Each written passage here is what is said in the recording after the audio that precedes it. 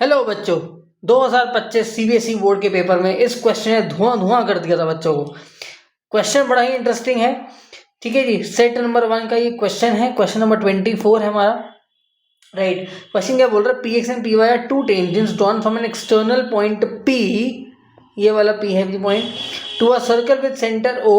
If angle x p y, छोटू सा angle देख रहे हो जी, छोटू सा, बिल्कुल छोटू सा वाला एंगल जो है वाला, ठीक है, ये वाला जो एंगल है ये आपका है 120 डिग्री का। ठीक है जी। अब क्या बोल रहा है? Prove that P X equal to P Y जो है, P X plus P Y equal to P O है। ठीक है जी, फटाफट आता है जी सोल्यूशन पर।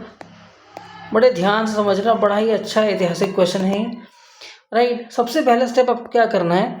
आपको ये देख रहे हो ओ वाई जो है ये आपका रेडियस है, तो इनको ज्वाइन कर देना है। करेक्ट है जी।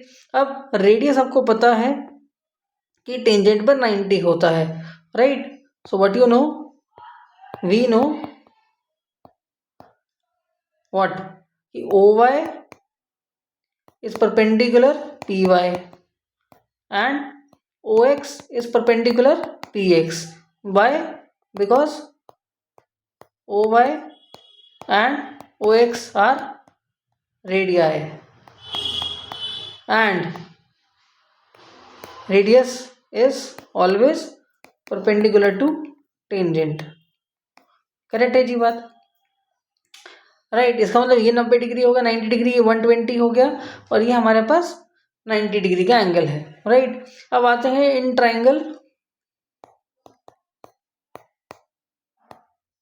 कौन सा है जी? O P x and O y p, दो ट्राइंगल लेते हैं। बड़ा इंटरेस्टिंग क्वेश्चन है। O P x and triangle O P y. Right, इनको फटाफट हम दोनों को ट्राइंगल्स को कर लेना कॉन्ग्रुएंट। ठीक है जी। ओ एक्स और ओ वाई हमको पता है जी क्यों बराबर है, रेडियस है। ठीक है जी। उसके बाद ओपी और ओपी कॉमन है, और यहाँ पर आप ये भी पॉइंट लिख सकते हो कि पहला 90 डिग्री का एंगल है। राइट, तो एंगल ओ एक्स पी, चाहो तो angle X equal to angle Y, each 90 degree. ठीक है जी। उसके बाद ओबी और ओपी कॉमन है।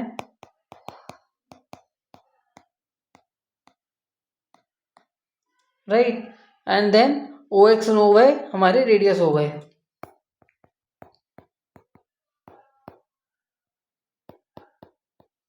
राइट, देयरफॉर क्या हुआ? Triangle O P X equal to triangle congruent हो गया ट्राइंगल ओ पी वाई के। किससे हो गया? फटाफट बता दो बेटा।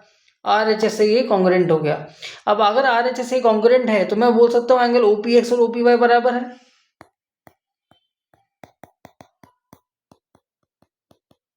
ठीक है जी, किससे? सीपीसीटी से। राइट, अब अगर एंगल ओ पी एक्स और ओ पी वाई बराबर है तो हमारे पास क्या है? ये 90 है, ये 120 है, और ये भी 90 है। तो इसका मतलब क्या हुआ? फटाफट बताओ। अगर ये, मैं स्टेटमेंट से ये भी कंक्लूड कर सकता हूँ यहाँ से कि ओपी जो है बाइसेक्ट करता है किसको? एंगल पी को। समझे? अब क्योंकि ओपी एंगल पी को बाइसेक्ट करता है, इसका मतलब क्या हुआ कि angle O P X equal to angle O P Y equal to angle 120/2 which is 60 degree. Right, अब ये 90-60 का एंगल आ गया तुम्हारे पास। This is 60 degree. ये जो छोटू वाला एंगल देख रहे हो, ये वाला ये एंगल तुम्हारे पास 60 डिग्री का आ गया।